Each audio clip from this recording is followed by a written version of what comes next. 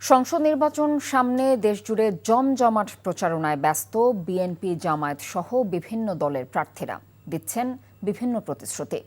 জনগণের বিশ্বাসের খেয়ানত করা হবে না এমন মন্তব্য করে ঠাকুরগাঁও সদরে পথসভায় বিএনপি মহাসচিব মির্জা ফখরুল ইসলাম আলমগীর সবাইকে নিয়ে কাজ করার অঙ্গীকার করেন। চট্টগ্রাম ১০ আসনে বিএনপি প্রার্থী সাইদ আল নোমান, জামায়াতের শামসুজ্জামান হেলালি প্রচারণা চালান নগরীর মুরাদনগর সহ বিভিন্ন এলাকায়। প্রচারণায় ব্যস্ত ১৬টি আসনের প্রার্থীরা।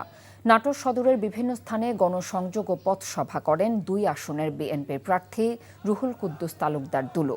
জামায়াতের প্রার্থী ইউনুস আলী প্রচারণায় অংশ নেন দীঘাপতিয়া ইউনিয়নে।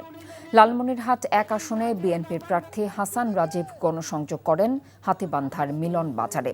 আর গন্দুকুড়িতে নির্বাচনী সভায় বক্তব্য রাখেন জামায়াতের প্রার্থী আনোয়ারুল ইসলাম রাজু। এছাড়া মোংলা, ঝালকাঠি, মানিকগঞ্জ, রাঙামাটি সহ দেশের বিভিন্ন স্থানে প্রচারণায় ব্যস্ত প্রার্থীরা।